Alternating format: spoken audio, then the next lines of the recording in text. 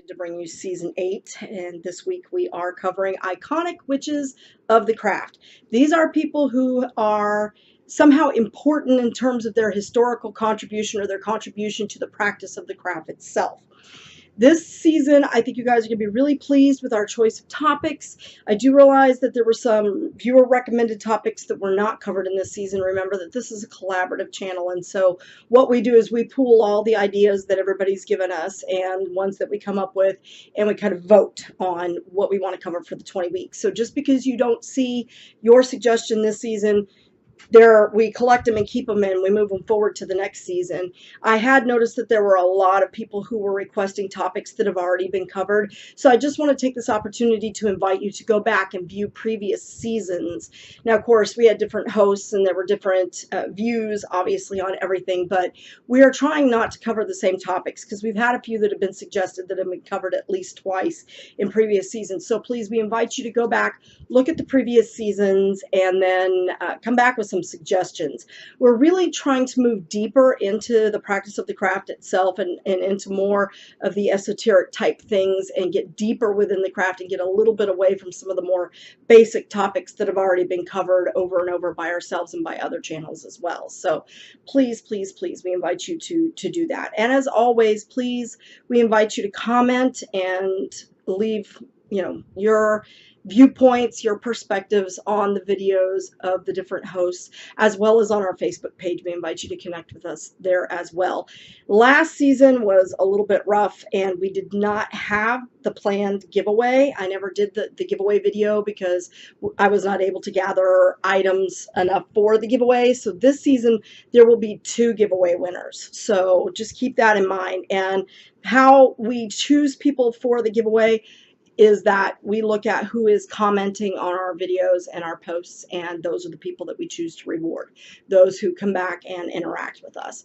So anyhow, moving into this week's topic, as you already know by this point in the week, again, it's iconic witches of the craft, people who have had some sort of historical or strong influence on the practice of the craft itself. For myself, I chose to cover Laurie Cabot. Laurie Cabot, for those of you who have been living under a rock for the last 30 or 40 years or just maybe aren't familiar with her, has had a significant impact on the public view of witches and witchcraft within the United States.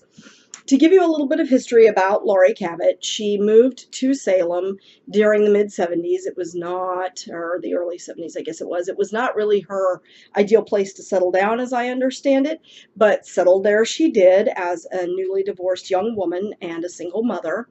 And she opened up a shop called the Witch Shop. Now, at the time, she was newly dedicated to the goddess, and this was something that was unheard of, believe it or not, in Salem at the time. Now, if you go to Salem today, you're going to be a little bit surprised because you're going to be going, wow, there's all kinds of witchy shops there. But at the time, Laurie's was one of a kind. And Laurie really brought a very public view to the practice of the craft and modern witches in this day and age. And what I really, really admire about Laurie Cabot is that she has really taken a pivotal role in being an active part of the community and bettering the community in which we live, educating people about the practice of witchcraft and what it really means, and trying to contribute to the community, which is something that I think is so vitally important.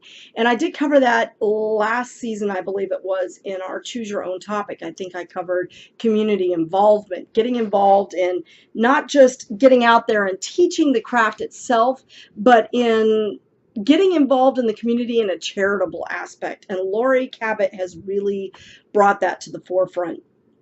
Now, again, going back to the 70s, what's really key about Laurie also is that while there were people like Gerald Gardner and, of course, the wonderful Dr. Buckland, whom we have just recently lost, may he fly with the goddess, is that there were very few openly practicing witches here in the United States at the time. And Laurie really brought it out and said, hey, here I am.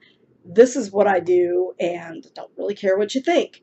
And that allowed other people to learn from her and to gain courage and to come out and to say, yeah, I can see this. This is really cool. So the witch shop, she ended up eventually selling to Lori Stethopoulos, who is Lorelei, sorry, Stethopoulos. I think God, I hope I'm pronouncing her name correctly. She is absolutely fantastic too, but she grew up with the Cabots, and she took over the shop. It's now called Crowhaven Corner, and it actually became that before she sold it to Lorelei, but you see it still there today. So it's an icon within the Salem community.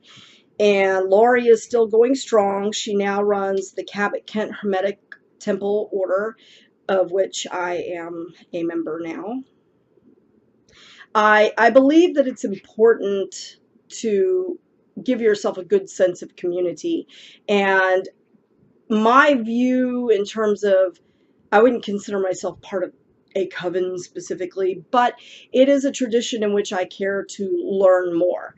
I've really grown to admire her. I've grown to admire those of the Cabot Kent Hermetic Order that I have come to know and find that it is a worthwhile organization to be a part of. And I really like their focus on giving back to the community and wanted to bring some of that essence from Salem to Texas, because here there's just not that kind of focus. We do have a lot of metaphysical shops around here, some of which are better known than others, some that are, you know, you wouldn't know it was there if you didn't know to look for it.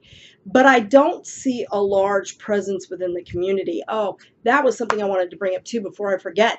In the mid-70s, one of the things that really made Lori stand out and made Ms. Cabot an icon within our community, and certainly far more influential in the community than she even had been prior to this, was in 1977, then Governor Mike Dukakis. Some of you may remember him if you're as old as dirt like I am, as having run for president briefly. But Michael Dukakis gave her the prestigious honor of being the official witch of Salem. And she was also given the Patriot Award, which was an award that was given to people who made a significant contribution to their community and to bettering the lives of their fellow citizens. And that, I think, probably was one of the most wonderful things that could have happened for the community, but for Lori in particular, and really gave her a lead of credibility that many other people who were practicing the craft at the time may not have had. And so it really brought to the forefront the idea that stereotypical witches were not what people thought. And Lori does wear black robes. Apparently that was something that was kind of frowned upon, or people looked askance at it, especially in the 70s. But it was a vow she made to the goddess that she would do, and it had really nothing to do with being evil and all of that garbage that we all face every day that we have to sit there and encounter.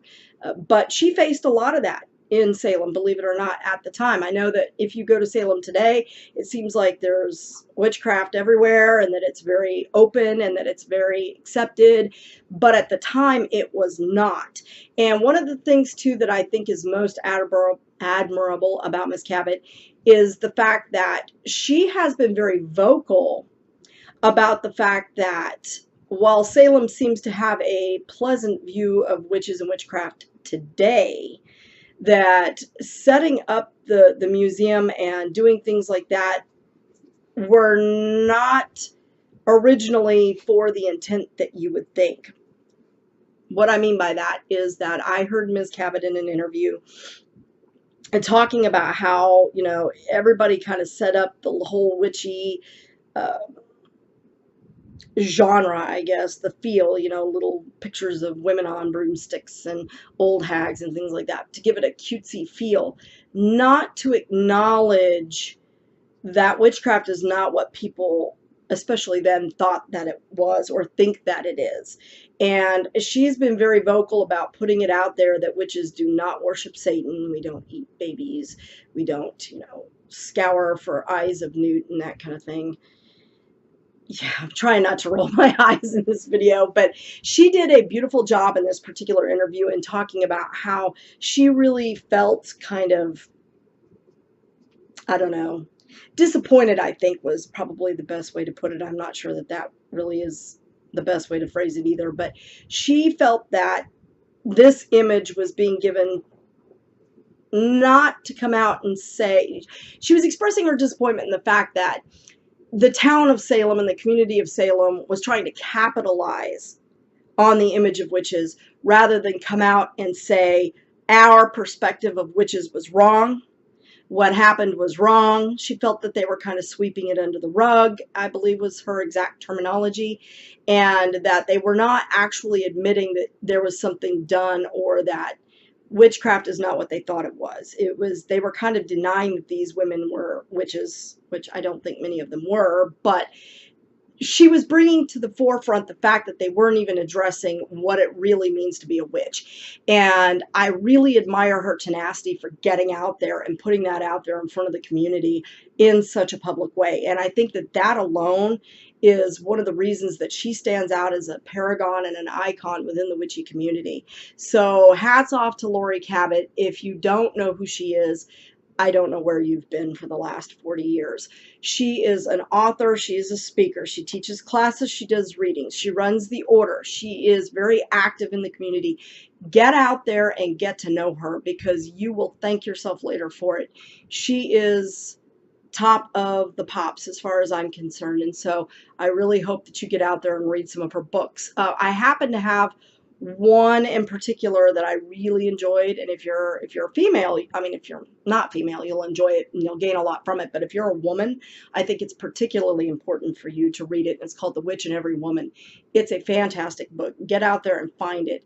She has all of her books listed on her website. I will try to remember to put her link in the down bar, so go click it, check out her website, check out the order. I'll put the link for that also because it's a separate link, but get to know that community and get to know Laurie because she is really a gem in our community, and I don't think that she gets enough praise in this part of the world. I'm sure in Salem you hear her and you know who she is, but out here she may not be as well known, and I really think she's made a huge positive impact in the community. So check her out, Laurie Cabot. She's fantastic. Thanks again, and we'll see you next week.